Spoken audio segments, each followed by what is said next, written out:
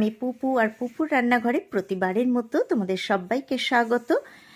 তো আমার আজকের রেসিপি আশা করছি তোমাদের অবশ্যই ভালো লাগবে, আর যদি ভালো লাগে তাহলে প্লিজ একটা লাইক করো, কমেন্ট করে জানিও কেমন লাগলো।